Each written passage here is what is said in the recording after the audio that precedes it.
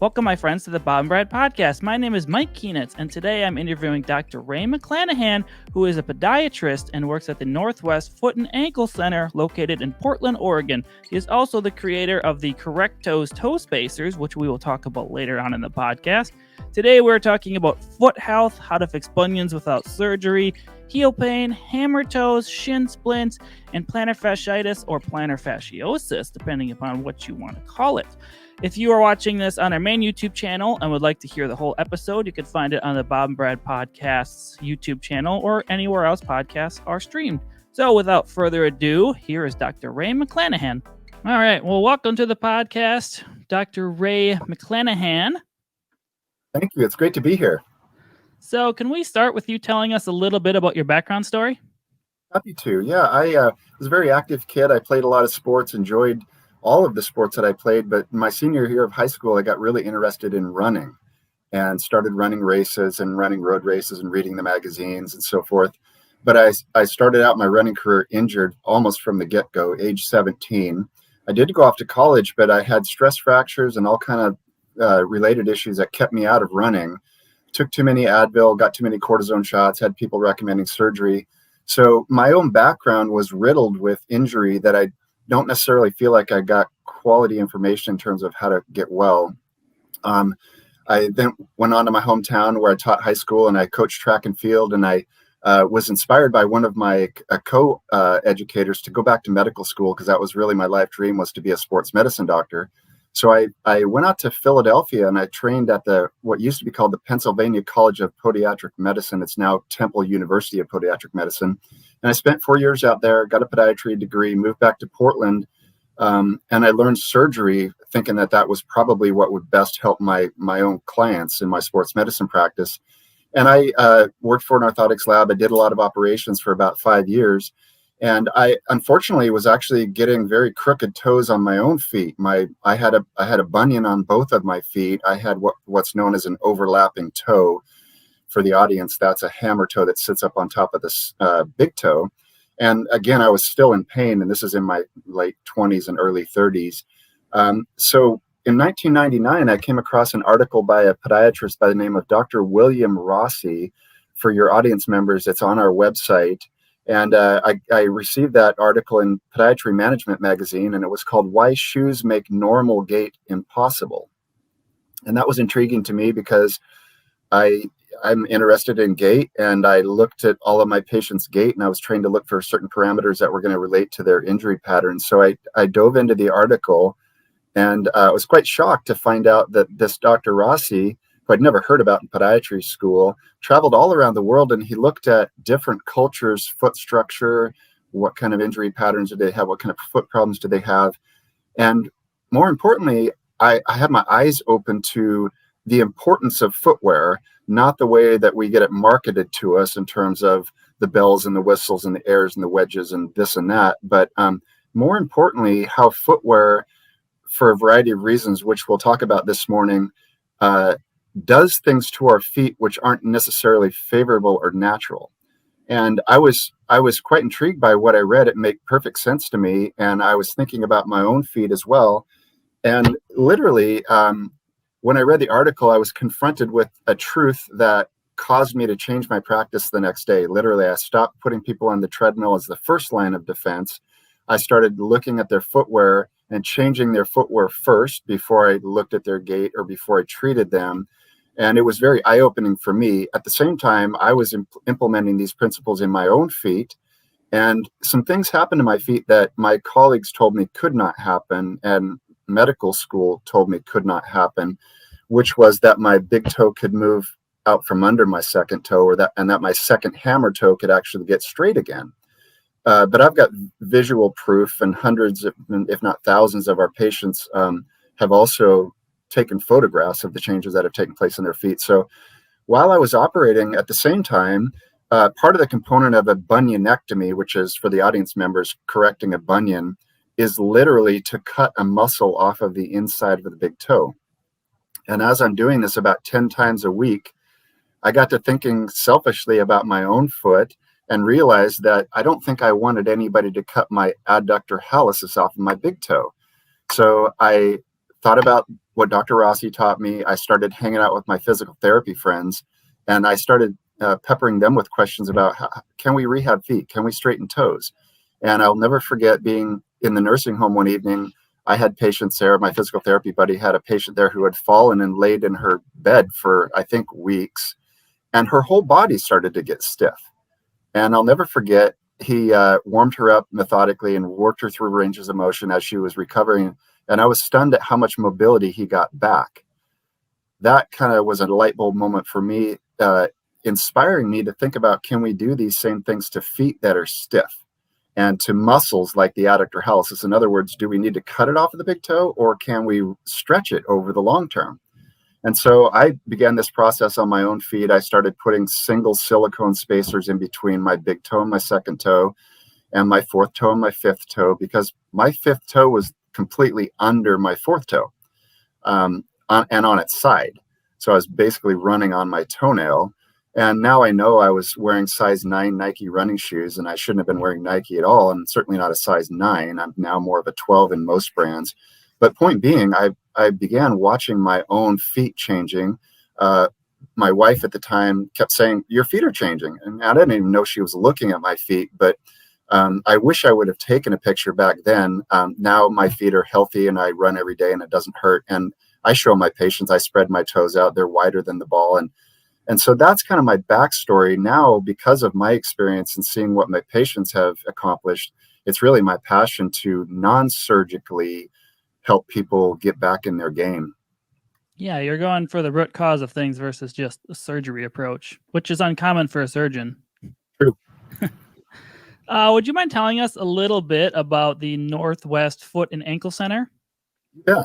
So we are a natural podiatry clinic. And what that really means is, instead of putting the patient up in the treatment table and poking on what hurts and giving it a diagnosis and treating it, we start with education. We talk about what we just talked about in terms of footwear being probably a root for many people, may not be the only cause, but always, I think, related. So we do a lot of education. We do treat people, obviously. If they have something that needs conventional podiatric treatment, we do that. Some people need orthotics. I give cortisone injections. I just did a surgery, which occasionally is needed. But along with surgery, like you just said, Mike, we always have to get to root cause. And this is where I'm trying to influence my podiatry buddies.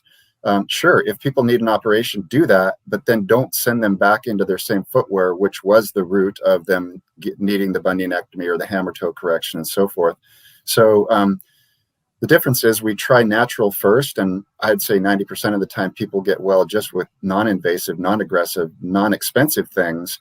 And then we've also learned that if we educate the patient on what their footwear needs are, and then they go out into the footwear marketplace, for years they were told various things. They were told, they were certainly told that I kind of lost some marbles and I was going to hurt them by trying to get them to run in a flat shoe or a flexible shoe, because at the time my colleagues were going around the world saying shoes needed to be torsionally rigid, only bend at the ball of the foot, and have a stable heel counter and so forth.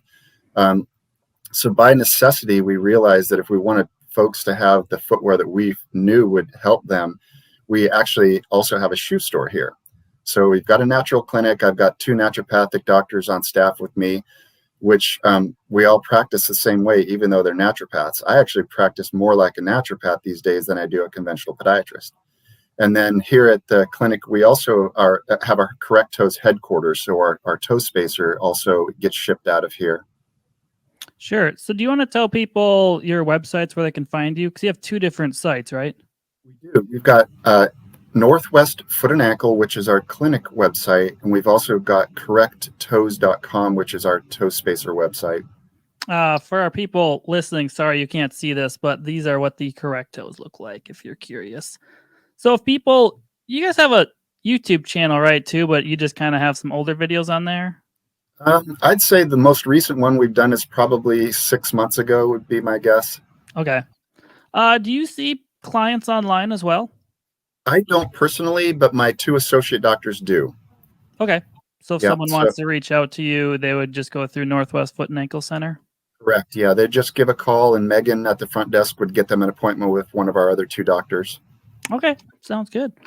All right. I'm going to get into the meat and potatoes here of the questions. So, what type of shoes are best for foot health?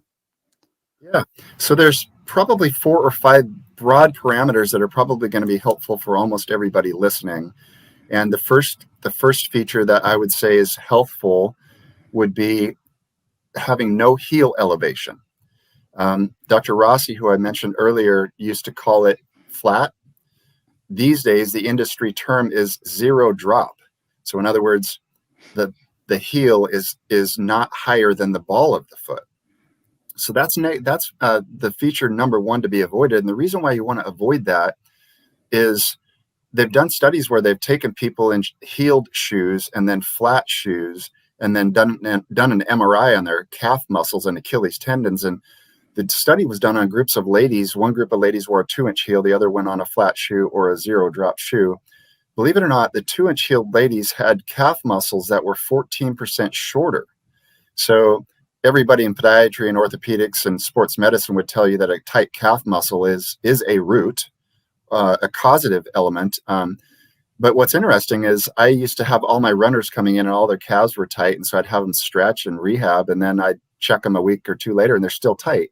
And I now know why. They would stretch for 10 or 15 minutes, but then they go back into a shoe that the heel was higher. And so they got short again. So they weren't actually gaining anything. So negative number one is elevated heel. Negative number two that I learned about from Dr. Rossi, I never even heard this term in podiatry school. It's called toe spring. So if your audience members look at their shoes from the side and look at where the toe portion of the shoe is, they're going to notice that the ends of the toes will be held above the ball. And that's also not healthful. There's ideas that it's somehow going to help us roll through. And maybe if you have a horrible arthritic joint and you're a very old person, that might be something favorable. But for young people, you need your toes on the ground. And more importantly than that, you need your toes spread out and on the ground. So the third feature that we don't want, which is a fashion feature, is a tapering toe box. So in other words, the ball of the foot will be the widest part of that shoe and it will get narrower.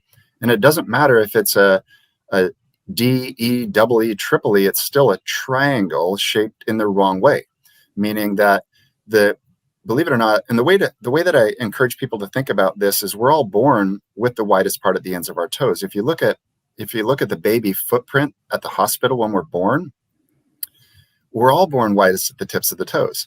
And what's different about us versus cultures like I grew up in Liberia, West Africa, where they don't own shoes, and certainly not the shoes that we wear, the old people are still baby-shaped foot. They're still widest at the tips of the toes. And you don't see bunions over there, and you don't see hammer toes, and you don't see the things that we see here. So elevated heel, toe spring, tapering toe boxes. And then the fourth thing is if the shoe is super stiff, you might not be making best use of all the bones and joints in our feet. And believe it or not, our feet have some of the most bones and joints in our whole body. And they can do some really remarkable things to help us stay upright.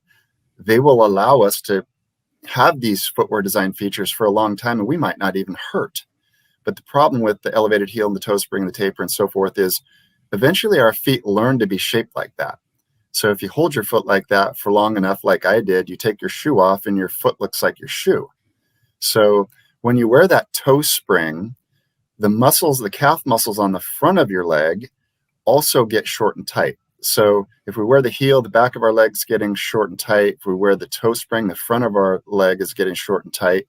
And this is a huge problem, Mike, because we've got this really complex layer of muscles in the bottom of the foot known as intrinsic muscles. In other words, they're the arch muscles, and they're critically important.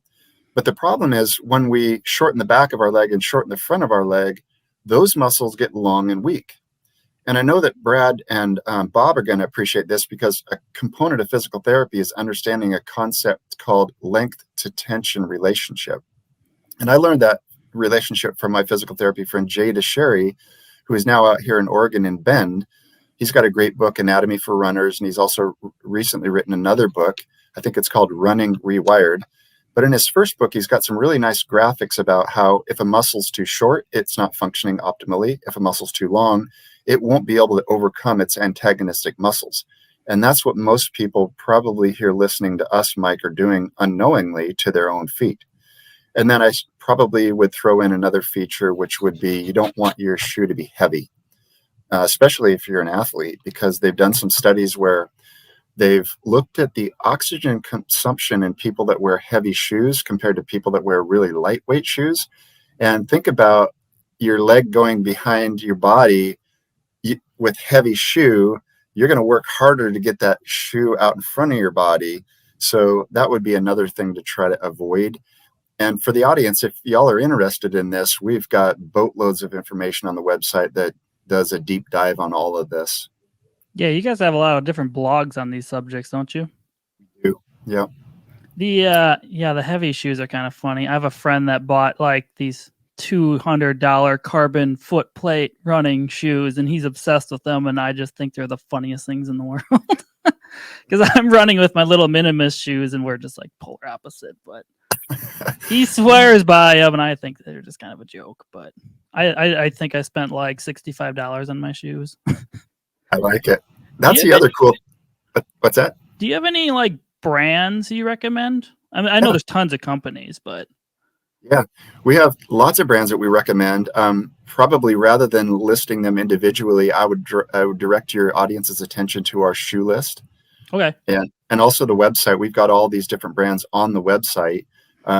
When Dr. Rossi taught me what I'm sharing here today, I was frustrated because I understood what he knew and what I needed to do for people, but I scoured the community and there were literally 3 options at that time. So we're talking 1999.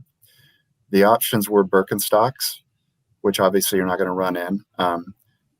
The other option, surprisingly, was Crocs. And so we did some really wonderful things in Crocs, including I ran my marathon PR here in Portland in a pair of Crocs.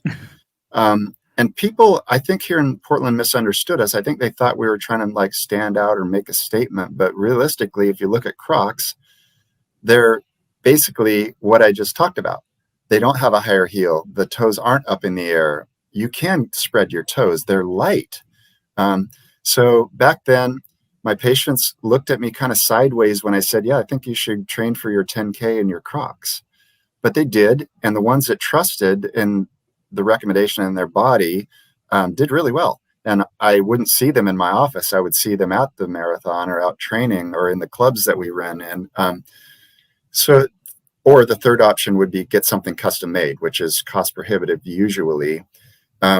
Subsequent to that, I'm so thrilled to see a lot of smaller companies finally getting this information. I would say the last I checked, probably last week, there's probably 50 or 60 what I would call natural footwear companies now. And they're not all for sports medicine. Some of them are sandals and some of them are casual shoes. But quite frankly, some of the stuff that would be considered casual shoe might actually work appropriately for athletics, like the Crocs. Another side story, if we have time, Mike, is we have a great race out here in Portland called the Hood to Coast. And it's 200 miles and we get teams of 12. And one year I was on a New Balance sponsored team. And so they sent us all the great gear and they sent us these beautiful racing flats. And at that point, my toes were spaced and I was healthy. And so I put them on and I tried to warm up for my first leg. And immediately I knew I wasn't going to be able to run comfortably in them. So I actually ran the Hood to Coast in a pair of Lems, which is one of the brands that we like. They're out of Boulder, Colorado, and they're not a running shoe. But once your feet are strong and healthy and you understand the principles of what your needs are as an active person, you can start to disavow the idea of shoe categories. You know, the market wants us to believe you need a shoe for hiking and walking and volleyball and pickleball and, you know, recovery and all this kind of thing. But quite frankly, if you understand your feet and your feet are well and the foundation is level, you can get away with a lot of things in non-categorized footwear. Do you normally have people kind of transition from normal shoes to minimalist shoes? I'm so glad you brought that up, Mike, because after I outlined the shoe characteristics, I wrote myself a note to make sure and address that, because if there's a danger for anybody in the audience incorporating this, it would be doing it too soon. And there was a book, you may be familiar with, Born to Run. Oh, Born to Run, yeah. Yeah. Yeah, Sorry, and that's Run for Your Life behind me. That's a different one. yeah, another great book. Dr. Mark is fantastic. The sequel to Born to Run 2 just came out, and I just picked it up this weekend. But when the first one came out, I want to say 2009, 2010, it's a beautiful story about the Indians down in the Copper Canyons of Mexico who come to the Leadville 100 mile and win it with a sandal strapped to their feet. And so, as if you're familiar, they went down there and they studied the culture. What are they eating? How are they training? Are they using drugs? What's the deal? And the takeaway really is they have strong, healthy feet, and they always have, and they've never done any of the things to their feet that we've done that weaken us and cause all the arch problems and so forth. So once that book came out, everybody said, wow, this makes sense. And I'm getting rid of my big, heavy shoes. And all of a sudden either went barefoot or went in a minimalist or something along those lines, but too quickly. And I'll give an example of why that's not a good idea. I went snowboarding with my daughters over the weekend and did some new things for 2 days, which aren't harmful, but I did too much of them. And so I'm sore, and the same thing happens with transition to footwear. It needs to be very, very slow and gradual. And there's no perfect formula, which is what makes it kind of difficult when having this conversation is if you've got 15-year-old child and you've got a 65-year-old adult, their transition period is going to look entirely different. Body style, body weight, the footwear they've been wearing their whole lives, what kind of podiatric problems might they currently be having. So yeah, that's probably the most important feature to cover in this whole thing, Mike, is to have success with this. And a lot of people can, if not most people. We have to let our bodies get used to something new. And the irony is that something new is actually something we should not ever have had to relearn. Yes, if something old is something new. Right. If we could prevent children from running into these issues like most of us do in middle age, then they wouldn't have to take this instruction. They wouldn't have to adapt. It would be just what their body has learned, So the adaptation period, you're right, is critical. And if people do it correctly, most people won't go back to their old shoes. Most people won't go back to their orthotics, need surgeries and injections and medicine. Yeah, because I'm in my mid-30s, and when I transitioned, I just got a pair for like everyday walking, standing, and I still ran in my normal old shoes. And once like 6 months went by, I started running in flat shoes, but still with cushioning. I mean, they're not, a minimalist. They're the what are these again? The ultras. So they have some Awesome. cushioning, so they're flat, but there's like more because they're Roadrunner versus a 5-finger shoe. But yeah, that's just kind of how I transitioned. But yeah, I would imagine, my dad is, he's starting with the toe spacers. He's still running in his old shoes yet, but he's 69, so he's transitioning a little slower. But he's getting success with the correct toes. He has a huge bunion, so. All right. Wish you well for me. I will. Is there anything you want to add about footwear before we change subjects? Not that I can think of. I think we covered it. Okay. So we're going to get into fixing bunions. So can someone fix a bunion without having surgery? It depends. Most people can, but there's a subset of people that allow their big toe to go away from where it's supposed to be. So let's see, away from where it's supposed to be, like this towards the second toe. And if the big toe pushes the metatarsal, let's see, I'm doing it backwards, so I think I'll just discuss it instead of trying to do a graphic. If the big toe pushes against the inside part of the metatarsal bone for too long, it will literally create a space between the first metatarsal bone and the second metatarsal bone, which generally does not reduce itself. We can get those people's big toe straighter, and if we improve the footwear, we can probably get them out of pain. But there are a small portion of folks that this is not going to reduce the bump completely. Now, these folks are typically 6th, 7th decade. They're typically females who most of their life they were in that tapered toe box position. And for the ladies, you don't even have to wear a stiletto high heel shoe to get a bunion. All you need to do is wear the shoes that are sold to you based on the metal measuring device, the Brannock device, and you'll still get a bunion. So the answer to your question, Mike, really depends upon, is there flexibility in the bunion?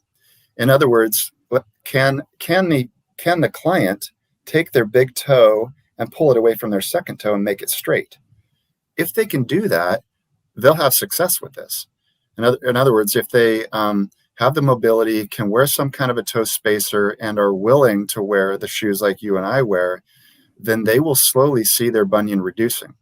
And for anybody in the audience that may consider doing this, I encourage you to take a picture of your feet from top to bottom before you start this, because it's slow. And sometimes it's ungratifyingly slow. But most of the people we work with, it does work.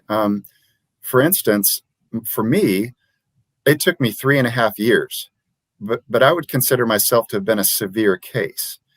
For young people, we've got testimonials on our website, people reversing them in 9 months, and these are pictures, and they're not photoshopped. We're not trying to sell product. We're really trying to provide optimism and hope that this can happen. Because most people that I talk to day to day, including yesterday, are told that this can't be non-surgically corrected. And that's not true. So for the audience, anybody that's got a bunion, got a family member with a bunion, dive into this information, give it a try, because it will work for you. But more importantly, Mike, even if somebody in the audience has a bunionectomy, these principles are still applicable. When I have somebody with a bunion, I tell them we're going to go this natural path. But even if you need an operation, we're not wasting our time, because if you need the operation, you'll still do this stuff after if you want to have success. I learned that the hard way. I had a young lady. She was 36. She was a runner. She had a bunion. I operated on her, made her big toe straight. She was happy, sent her on her way. About 7 years later, she came back and sat in my office and looked at me kind of unusually and said, "I thought you did a good job on my surgery. Why is my bunion back?" And I had just read Dr. Rossi, and so I pulled the sock liner, which is the removable piece, out of her size 7 yellow Nike running shoe, and I put it under her foot like Dr. Rossi taught me to do, and I superimposed her foot on it, and she and I both had a collective light bulb moment where I realized that my scalpel and my screw and my saws didn't fix the problem. The surgery temporarily made her toe go straight, but her shoes pushed it right back. And this happens. It's happening right now. It's not at all uncommon to have multiple bunionectomies. And it's not uncommon for the podiatric and the orthopedic community to consider that to be normal and acceptable. And in my opinion, it's not. If people get the information, you shouldn't have to keep having an operation. But to your earlier point, root cause is not being addressed. In podiatry, we're told that bunions are in your family. It's genetic, it's hereditary, nothing you can do about it. You might get an orthotic, or you might get an arch support, which might slow it down. And that's also not true. I ask my podiatric colleagues constantly, how is putting something up under the arch mitigating the tapering toe box, pushing the big toe up against the second toe or under the second toe? And it can't. There's no answer to that. So bunions are not, actually it's reverse. When your big toe starts going towards your second toe, then your arch gets flat. So podiatry teaches it backwards. We teach our students, jack up that arch and make the subtalar joint neutral, and then somehow the bunion's not going to get worse. It's not true. It doesn't work. It never has worked. So footwear is critical. People with bunions want to start standing on the removable piece that comes out of all their shoes. And when they do that, they'll see a one-to-one relationship of the sock liner, or also called the insole, is the same shape as the upper part of the shoe. So if your foot is not completely on top of that insole, the upper part of your shoe is squeezing the toes. And early on, this is painless. So we deform our feet into bunions, and we start this at age 3 or 4, but it doesn't hurt. And it happens so slowly that a lot of people aren't really even aware of it. In fact, a lot of folks come in and they're like, I looked down at my feet yesterday and I noticed I have a bunion. My big toe's crooked. And they hadn't really drawn their attention to it, but once they do, they recognize it. But it's a slow, insidious process that can be prevented. So basically, what we want to do is get the information to people that the footwear is primary piece. It's not about your arch. It's not about your family. Nearly 100% of people that have a bunion, and everybody in their family that had a bunion, have feet that are wider than their shoes for their whole lives. And furthermore, their shoes are shaped wrong. They're widest at the ball and get narrower. And for the audience, we did a 3-part blog series called The Hereditary Bunion Myth. And we also did a video where we show an x-ray of a person inside of a pointed toe box shoe, showing that the bones are held in a bunion. And the thing about our body that I'm sure Bob and Brad would agree with is if you hold your body in a habitual position, it learns that. So for instance, you and I are both sitting in chairs right now. So our hip flexors are starting to get a little short and contracted. And if I sit on my phone all day and do this, short and tight, long and weak. So our feet are the same. Like if we lift our heel, our calves get short. If we lift our toes, our front calves get short. Tapered toe boxes, bunions, and Taylor's bunions, and so forth, and weak arches. So really, bunions are mostly related to footwear. Once you get footwear that fits you, you're likely to be able to reverse your bunion. What else? Are there any other tips to helping reverse bunions besides footwear? Yeah, we have a really great rehab that we do called the bunion stretch. So basically, and it's on our website. You are essentially working on the muscle in between your first and second long bones, which is called the adductor hallucis. When we wear pointed shoes, that muscle draws the big toe towards the second toe, and in my case, under my second toe. And so this rehab strategy allows the individual audience member, perhaps, or anybody not needing to go see a massage therapist or physical therapist, can actually work on that little trigger point that occurs in there.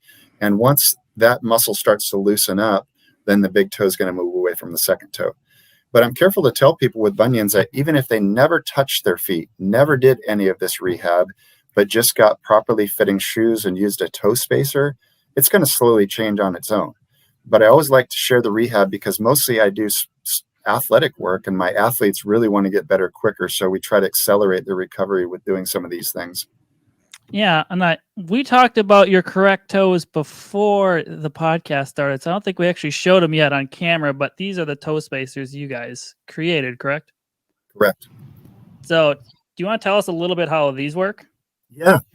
So when I read Dr. Rossi and I started putting single spacers between my toes did change and I felt better, and some of the back pain and knee issues and foot issues started resolving. But when my feet started to sweat, they wouldn't stay in place. And this is before I had an awareness of toe socks. And so they're sliding all around and I'd have to stop my run and kind of put them back in place. And runners don't want to stop their run, for something like that. And so I was out mountain biking with a buddy of mine who is a designer, and I was complaining a little bit. I knew he worked in silicone and we were working on a couple projects. And I'm like, can we make something that is one piece that does the same thing so that I'm not stopping my run every 3 miles to jam these things back in place? And he's like, sure, we can. And we did. And we made a lot of mistakes with our early prototypes with materials and design and so forth. But as we tweaked it over time, we got it down to where we felt it was anatomically correct. And most importantly, we want people to have this in their shoes. And so that was also 20 years ago. And now we have 4 sizes because obviously there's all kinds of different size feet. I would say to the audience members, the overwhelming majority of men and women wear medium, which might sound unusual, but again, it's really, we try to provide broad parameters like your shoe size, but for the audience, it depends more upon how big around are your toes. In other words, what's the circumference of your toes? Because that is the critical piece in terms of how your toes fit into the cavities of the product. Sure. I actually have Brad still in the package here. Yeah, medium is men's size 7 to 11. So that's what I have. I didn't know what mine were. I didn't have my package anymore. But these are also, so yours are different than a lot of other toe spacers because most of them you can't really walk or even run in, and yours are actually functional. Yeah, that's our whole goal. The others are more passive, which sometimes can have some benefit. However, what we've discovered is where people really get their most benefit is while they're active and when they're weight bearing. In other words, when they spread their toes and when they're weight bearing, the brain foot connection is heightened, and we get really good information from our feet that help our brain to tell our bodies what we need to do. So that's how we recommend it. We do occasionally have people that wear them at night. And we didn't early on recommend that. We've since changed that, mostly because of patient and customer feedback. I had a lady yesterday that told me she only wears them at night, but she feels more comfortable when she gets out of bed. So that's one use for it. But yeah, we're trying to differentiate ourselves from the passive toe spreaders to a more dynamic toe spreader. Yeah, I mean, it is easy to wear them in bed because you're not paying attention. They're just there stretching all night, so it's a nice passive way. And yours are different because you can expand the fifth toe or the first toe as well. So if you need more spacing, that can help as well. Correct. Yeah. So just like we want to take a really slow, gradual approach to accommodating natural footwear, which is also sometimes called minimal footwear. The industry also likes to currently call it barefoot footwear. We start with the conventional or the separator the way it is, and then depending upon the level of deformity of either the big toe or the fifth toe, we can, at some point down the road, and usually it's probably 3 to 6 months, we can start to put another little piece of material in there. And what we like to use is the sock liner that comes out of the shoe. We usually have people leave that out anyway because it's just foam, and most athletic shoes are soft enough under that. So we have people cut a little chunk out of their sock liner and take a bathroom tweezer and just pull it down through there, or you can just push it into the little cavity. So that slowly over time, if you've got a regular bunion on the big toe, or you've got what's called a bunionette where your fifth toe is coming in under, you might eventually want to put more material into that outer cavity to push your fifth toe out a little bit more. Sure. Yeah, because that's what I need them for. I actually don't have a bunion, luckily. My dad has one, but yeah, that's what I find the benefit is getting the fifth toe out there. And like Brad has, kind of bunions and cross toes. And Bob has a hammer toe. So we have all sorts of foot issues on our side. Good thing we found you, huh? Yeah. All right. Is there anything else to add about bunions before I switch topics? Not that I can think of. Okay. Oh, actually, I take it back. One more thing, Mike. Sure. It's interesting. Sometimes people will have bunions only on one foot, and that is a curiosity to them. They ask, well, if I've got the same influences with shoes, why am I only getting one bunion on one foot? And usually that's related to the bunion foot's a longer foot, typically, which means there's more of the toes in the tapered part in the toe spring. I also find that there are body asymmetries. And so if I see a bunion on one foot, I might also send that client out to my physical therapy or body worker friends to have a whole body evaluation, ranges of motion, muscle testing, testing for weakness, testing for contracture, to see if there might be something else further up the chain. And I also have found that when people have a leg that's longer than the other, that foot that's longer will sometimes pronate more, which also can sometimes have a relationship to the big toe joint function. So footwear is the first thing to look at, but I also strongly encourage a whole body evaluation. Yeah, the whole chain connects there. I'm dealing different side subject here, but I was dealing with some lateral hip pain on my left side, and we discovered my old right ankle injury with limited ankle motion screwed up my running gait so much that it started affecting my other hip. So yeah, it's a whole kinetic chain. If you got issues somewhere, it's usually caused from somewhere else. All right. So we're gonna start talking about heel pain. So what are some common causes that create heel pain? Yeah. There's probably 2 or 3 common ones, but we have to be careful with heel pain because there's outliers as well. And we could talk about some of those outliers. For instance, if somebody comes in and both of their heels hurt at the same time, we definitely talk about footwear. We set up the rehab. We talk about toe separators and some of the other things that we do. But we also keep our thinking cap on in terms of autoimmunity, connective tissue disorders, infectious disease like Lyme disease and so forth, medication side effects. I've had people take antibiotics and have bilateral plantar fascial irritation. But overwhelmingly, most people that we see are dealing with something called plantar fasciosis. For the audience, this used to be called plantar fasciitis, which suggested that the ligament on the bottom of our foot, known as the plantar fascia, was getting inflamed. Actually, before I go into that, Mike, there are also probably 2 other things that we see fairly regularly, which are a bursitis under the heel, which usually doesn't hurt first thing out of bed in the morning like fasciosis does. Usually bursitis hurts also centrally under the heel instead of on the inside back part. There's also a couple nerves that go down the side of the heel that can get irritated by a hiking boot, a running shoe, a stiff orthotic, a seam inside of the shoe. But I'd say overwhelmingly what I've seen in 27 years is probably 8 or 9 out of 10 of those people have first thing out of bed pain in the morning that gets a little bit better as they move around, sit down again at lunch, hurts again until they move around a little bit.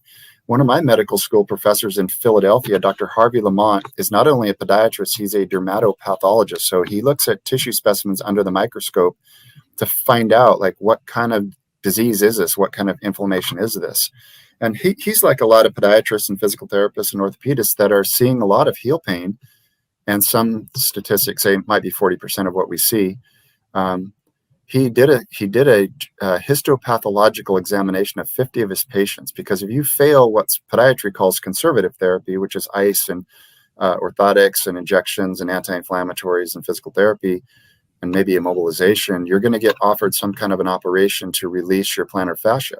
And I did a lot of that early on in my career, and I'm glad I don't do that anymore. And I wish people wouldn't have that, because some of those folks never really recover.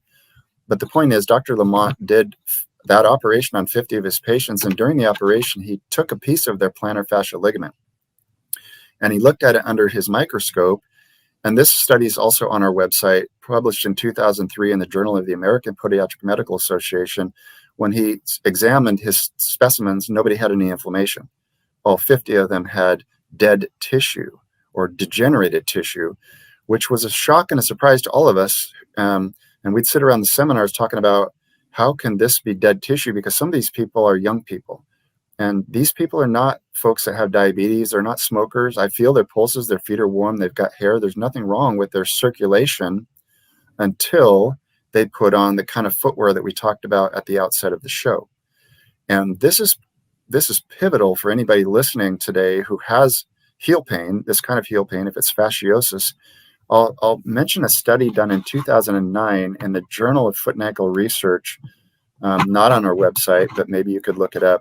A group of researchers took people's big toe and purposefully put it in a bunion.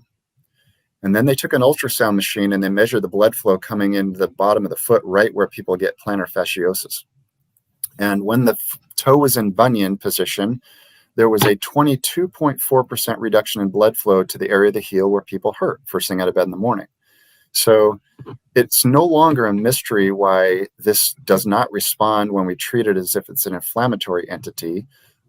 It's also no strange mystery when people get their big toe out of bunion position and resolve their plantar fasciosis. And so to your earlier point, Mike, this is an example of where we shouldn't be treating the location of the pain, because in plantar fasciosis, it's not where you hurt under the bottom of the heel. There's a muscle there that tugs on that very location, and not only tugs on the plantar fascia and the heel bone, which makes a spur, which doesn't hurt, by the way, and doesn't need to be removed. But it also, that same muscle strangulates the lateral plantar artery. And that's what that article showed. We also did a similar infrared study a friend of ours in Spain did, where he took his infrared camera, put correctos on only his right foot, waited a half an hour, didn't put one on his left foot, and captured the heat signal of the blood flow going to the tips of his toes. Tips of his toes were 5 degrees Fahrenheit warmer. So we really do ourselves a terrible disservice to our circulation, believe it or not, with our footwear. And this isn't just stiletto high-heeled shoes. This is our walking, running, hiking shoes. And you can tell if you're doing this to yourself, audience, by pulling the sock liner out, like we mentioned. Superimpose your foot on it. If your big toe is spreading beyond it, you're probably unknowingly creating some circulatory inflow problem. So here's where, again, we try to focus on the big toe as opposed to where the patient hurts. On the other hand, like bunions, once we've outlined the natural educational material, we can treat these people, and I do treat these people. Fasciosis is dead tissue. So in addition to all the education, I will sometimes tape these people. I might do some shockwave on them. And I also inject them. And I inject them with a variety of different things. I inject them with cortisone, believe it or not, which you have to be very careful with cortisone because it can be dangerous if used inappropriately. But I use it for tissue that we don't want to be there. So if somebody comes in with fasciosis, I try to get the body to break it up and clear it out of there. And that's what cortisone does. I will use cortisone for like neuromas, which is abnormal nerve tissue, or ganglion cysts, which is abnormal fluid that we don't want. So we'll also use regenerative injection therapies, which are biological injections designed to, believe it or not, create inflammation on purpose so that the patient can actually heal their own body. And this is prolotherapy, which is sugar solution, platelet-rich plasma, where we take your own blood cells and we put your platelets where you hurt. Your platelets will make new tissue and repair the area. More recently, we're using stem cells, which are immature cells. They don't know what to become. And if you put them in the area of fasciosis, they'll start to remodel that tissue too. Beyond that, we just give it a tincture of time. We generally don't rest these people like I used to. When I thought it was inflammatory, I put them in a boot. I told them don't run. But when I took them out of the boot and I told them to slowly get back into running, their pain came right back, which puzzled me. But it also indicated that stopping activity and curing inflammation or calming inflammation didn't cure their problem. So now I show the patients in the clinic the abductor hallucis muscle strangulating their tibialis posterior artery. They see it with their own eyes. So they're not believing in a theory about this, and it's very straightforward. And that inspires them on their path to fixing their big toe position, which for the most part gets the plantar fasciosis gone. If it doesn't and they come back, then we put our thinking cap on, like I mentioned before, and start asking, is there something else going on? Is this person not well? Or are they on a medication? Do they have another disease? Those people are fairly rare, but if people don't respond, we start testing a little bit more. How long does it take before the patients see improvement? It depends, Mike. If it's an acute case, which I always appreciate people coming in, if it's like 2 or 3 weeks they've been dealing with it, we can turn that around pretty quickly. I cringe that I occasionally meet people that they tell me they've had it 8-10 years.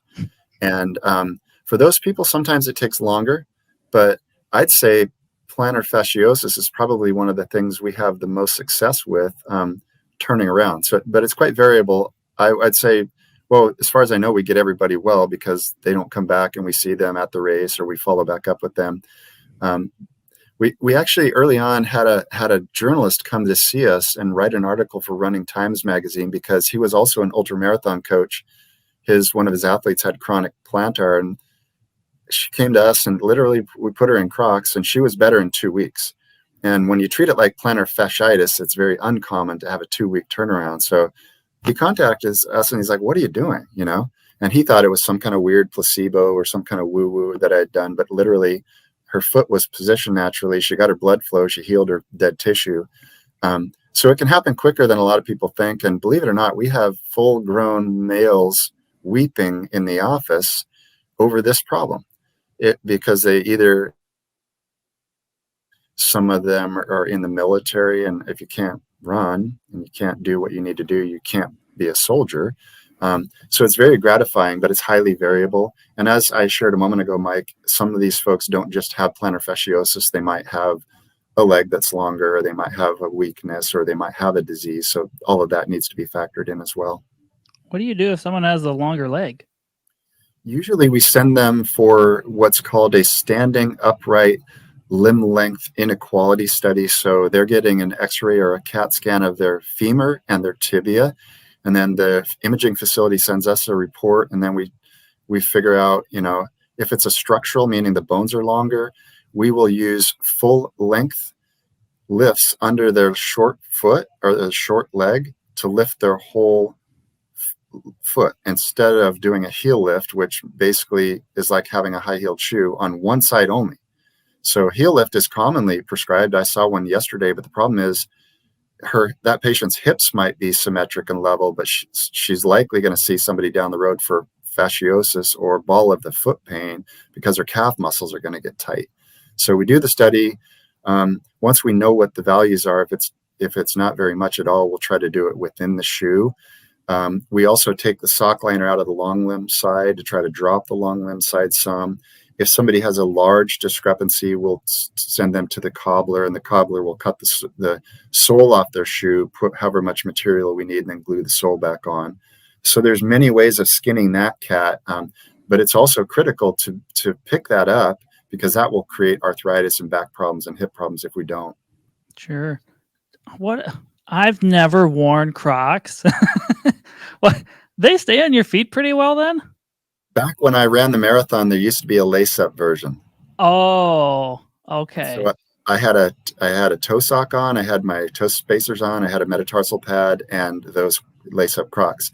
And it was intimate, just like a running shoe, but it was like 4 ounces, and I was using my foot properly, so I had a fantastic race. And what was shocking to me is usually when I marathon, the next day I barely get out of bed, and I don't do much of anything for like a week. And that's typical and common, but I now realize that was because I was allowing fashion running shoes to ask my body to do things it never should have been doing, overworking essentially. So when I got done with my marathon PR and the Crocs, I ran the next morning, which was an eye-opening experience for me. Sure, I was sore, but I went and shook it out. And that really, probably more than anything, was an eye-opener that marathons and long running doesn't necessarily have to beat you up. If you understand your feet are your foundation, let them do what they're designed to do, and you'll have a better running experience. Do you run in Crocs now, like modern day ones? No, I don't. Thankfully, there's so many good shoes out there, and one of the privileges of my work is I'm very intimately related with the shoe companies, working with them, consulting with them, and I get stuff sent frequently. So I'm wear testing all kinds of brands all the time. So no, I don't do Crocs. I'm constantly cycling through different shoes, Zero, Lems, Ultras, Topos, et cetera, et cetera. Sure. I was just curious. I had a friend that used to play pickleball in Crocs. I thought it was very interesting. He made it work. Yeah, that can work. All right. I think we're going to start discussing hammer toe. So what are common causes of hammer toe? I'm guessing footwear. Yeah, primarily there's some rare things too that run in families, like neuromuscular disorders that create muscle imbalances, but overwhelmingly the features we talked about before, the elevated heel and the toe spring. So when you have a toe spring on a shoe and your toes go up like that and you hold them like that for a long time, the tendons on the top of the foot, the extensor tendons, like my extensor tendons on my hands here, they contract. And they stay like that. So you take your foot out of your shoe and your toes don't go back down like that, because you've just been spending the last however long like that. So that's negative number one. Your extensors start to get tight. Your extensors are balanced out with flexors. So if your extensors start to dominate, your flexors try to fight back. And so they try to do this. And early on, you'll have enough flexibility. But if you stay in that position long enough, you'll end up being a person like I occasionally meet. I try to make their hammer toe go straight. And this is where I'm interested about Bob's hammer toe. Or is it Brad's that has a hammer toe? Bob has a hammer toe. Okay. So as I was thinking about Bob, and I saw he and Brad did a video a while back, if Brad can make his toe go straight like that, he'll have great success with this. If Brad's toe is really rigid and doesn't allow it to move, he might not have success with correct toes. So that's a critical feature.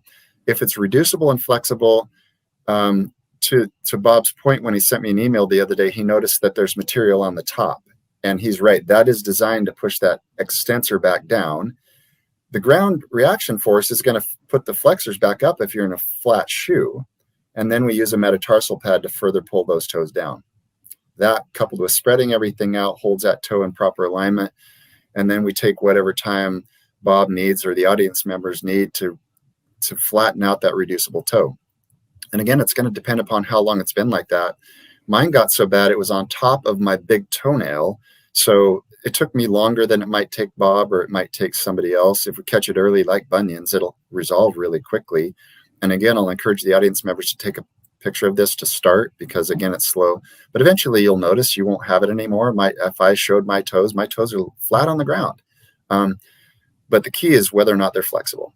So the other thing we do, flat shoe, toe separator, metatarsal pad. We also do a stretch called the toe extensor stretch on our website in a video, where we stretch out the extensors on the top of the foot. So we're bending our toes in under, which early on for most audience members probably won't feel comfortable, particularly if you've got hammer toes. So go really slowly with this. Don't be surprised if you get cramping in your arches, because one of the negatives that we talked about before is if your calf muscles get short and the extensors get short, arch muscles get long and weak. So as we put the arch muscles into proper length to tension relationship, like we talked about, they're like, oh, I'm going to contract. But they're trying to antagonize posterior calf, anterior calf, and it won't be a contraction early on, it'll be a cramp. So for the audience, if you start into that and you're like, oh, that cramps, then probably you got weak arch muscles, and start doing some of this stuff slowly and you'll get over it. If these problems correct, so I've heard like flat feet, people that have bad arches can correct that naturally. Is that right? Absolutely right. We've got plenty of photographic evidence, and probably the best picture I've seen recently is my friend Anya. She has Anya's Reviews, which is probably the best shoe shopping site for people, all things natural. She calls it barefoot shoes, but she's got slippers, cute boots for ladies, athletic shoes, a bunch of different products. She shows a picture of her own foot from like 2017, I want to say, to now, and she's been working diligently on her feet, and she has an arch. Same thing happened to me when I started getting away from orthotics. I started rebuilding my arches, and I show it all the time when I speak. I show my abductor hallucis muscle, which is like a muscle belly. It wasn't even there before. So yeah, once we position ourselves properly, the critical thing to think about flat feet is, number one, it's not always pathologic. It doesn't mean you're going to have a problem. The fastest runners in the world from Africa have pancake flat feet, but they have a world record in the marathon and they don't hurt. So we shouldn't pathologize flat feet. I will be honest and say there are certain types of flat feet that are problematic, but they're way more rare than the flat feet that need their bunion reduced, which lifts up the arch. Again, so if we look at that flat foot and we go, oh, that's a problem, but we fail to recognize that if the big toe isn't straight out from the long bone, you're going to have a flatter foot than what you should. So it is possible to reverse it. Don't worry about it if you have a flat foot, if you're not in pain. If you're doing everything you want to do and it doesn't hurt you, you're probably at one of those variants that shouldn't be treating it. There's the occasional person that's born with something called a tarsal coalition, which creates a spastic perineal flat foot. That's different. That doesn't get corrected with this, but that's rare. That's like 1.6% of the population. Overwhelmingly, people need to get closer to the ground, get the toes spread out, get the toes on the ground, start engaging those plantar intrinsics. They will wake up. They'll get about 10% bigger, and when they do, people could do all kind of wonderful things with their feet. Why is a lot of other podiatrists have complete opposite opinions? I think it's several things, Mike. I think primarily it's our training. And this is something when I read Dr. Rossi, the first thing I asked to myself was, I never heard his name once. And he used to write letters to all the podiatry colleges asking them, will you teach some courses on this? This is important. And nothing really ever moved. I think that's one piece. I also think that in medicine, there's sort of a hierarchy that the people that went before you know what's best and you follow what the recommendations are. Primarily, though, Mike, I believe it's a financial reality that we have student loans, and medical practice is expensive. And the reality is we have to generate income, and doing what I do doesn't generate much income. And I'm cool with that, and thankfully I've got a product that I sell to help my family support itself. But a friend of mine from Chicago said, Ray, I use your correct toes and I see good results, but Blue Cross Blue Shield pays me $1,000 for custom orthotics. So the economic reality for most podiatrists is they have to make money, and they're comfortable doing it the way they're taught to do it. And I'm not bad mouthing them, because occasionally people need all of that stuff. And I send my colleagues patients every day that need something out of my wheelhouse, like a major surgery. But I think it's education. I also have heard frequently that the medical community takes a long time to turn the big ship around. I've heard 20 years for new information to come about. In fact, as we reflect on Dr. Lamont's article, it's 19 years old. Yet I was at a podiatrist seminar 2 months ago, and my colleagues are still calling it plantar fasciitis. And I asked them that, why are you calling it that? We have better information. We know it's not inflammation. And I get various answers, but I commonly hear, well, the public is familiar with that. But I'm not comfortable with that, because the public is familiar with misinformation, which means they're going to do all the wrong stuff and end up in the podiatry office over and over and over and not achieve their athletic goals. So I think it's a lot of those things. Yeah. Yeah, I mean, I agree with that. PT is kind of that realm too. Insurance dictates a lot. Yeah. We don't accept insurance, and we haven't for 10 years. And that's Oh, probably part of why we can slow it down. We spend an hour with everybody, and they get the information, they get the footwear, and they get well. I had a lady this morning came in with her husband, and thankfully said to me, "I came and saw you guys 3 years ago. I had one visit. I did everything on my plan of care. I'm walking like crazy." And she's in her 70s. So that's our typical patient. We spend the time, we get the information to them, they understand it, they get their tools and their rehab. And most people, it's a 1 or 2 visit scenario, but they pay us directly. We don't. They bill their insurance and they get paid back from insurance, but we're paid at the end of the day, and we take really good care of people. And I probably see 10 to 12 people a day, as opposed to I used to see 35, and I don't think that's good medical care. yeah, that's a little too quick and a little burnout on the physician's point of view. Mm-hmm. All right, we're going to get on the last subject of shin splints. So, how do you fix shin splints? Yeah. Well, as you guys noted in your email, there are 2 types that we all see. There's the anterior type, and then there's the posterior type. And both types, I seem to believe, are oftentimes related to overtraining early on. So think about the 2-a-day football practices. I don't know if they still do it that way. I don't know if the They coaches have learned progressive adaptation, or if they're still they, like, they did when I was in high school. same, same. So 2 or 3, you're trashed by the end of the day. An awful lot of those folks will get shin splints, and it's not because they have any biomechanical issue. Definitely footwear plays into this too, particularly for anterior shin splints. And by the way, the podiatry community is now calling this tibial fasciitis, as opposed to shin splints. What is a shin splint? So the anterior, in my experience and estimation, does have a lot related to what we talked about earlier. So these runners and walkers and hikers are doing their activities in footwear that has their toes above the ball of the foot, which again means that the front of the calf is going to contract. And this isn't just the tendons going to the toes. This is the muscle belly just below the knee. So some of our older runners, walkers, and hikers who spend their time like that and develop a foot like that, will start to develop anterior shin splints. Because if you think about those shoe characteristics, especially the elevated heel, what's called your touchdown angle, where you come into the ground, measured from the flat of the ground to, so here's the heel, here's the ground. Elevated heel shoe, you're here a lot, as opposed to a flat shoe, you're bringing your foot in under your body. With an elevated heel shoe, your eccentric deceleration of your extensor group is sooner and longer. So I believe that's a huge component. So we get people out of the footwear that causes that anterior tightness. We do the toe extensor stretch, we do the mat pad, we get the flat shoe. The posterior, I think, is very much related to a lot of what we talked about today. So if you were to ask me what I think probably one of the more important joints in the body, it would be the big toe. Because what I do show everybody in the clinic every day, is I take their big toe and put it into bunion. And we already talked about what it does to the blood flow. We already know what it does to the small muscles of the arch.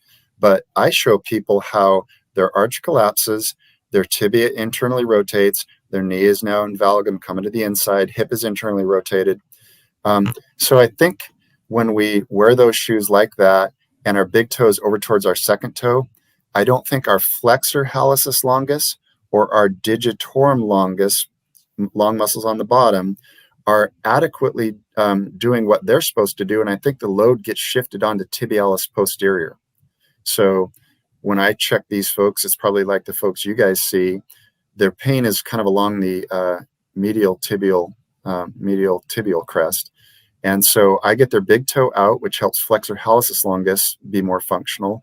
I use a metatarsal pad to get the toes down against the ground and get the flexor digitorum longus engaged. And then we get them in the flat shoe gradually. I can't think of a client that didn't get better with that.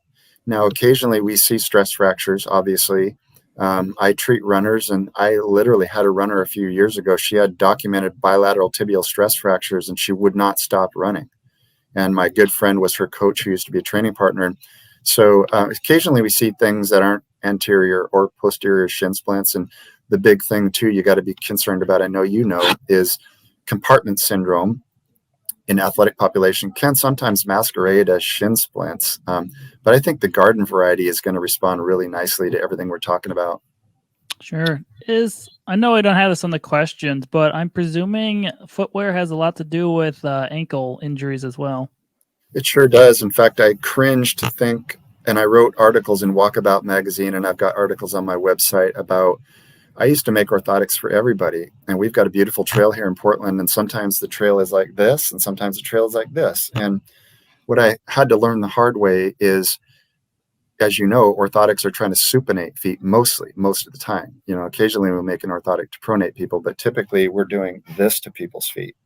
So if they're out running on a trail that's like this, if this foot has an orthotic in it, I'm pushing them in the direction of an inversion ankle sprain. I caused this to happen to my former wife. Actually, we were on a trip over in Bend, and I had her in a pair of Asics, which had a bunch of motion controlling features, and I had an orthotic in there. And we started going down the trail, and sure enough, she inverted her ankle and sprained it. So I couldn't figure out back then why all my trail runners were coming in with ankle sprains, and now I know. They couldn't feel the ground. They were held constantly supinated or inverted.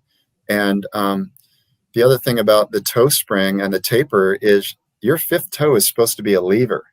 It's supposed to evert you.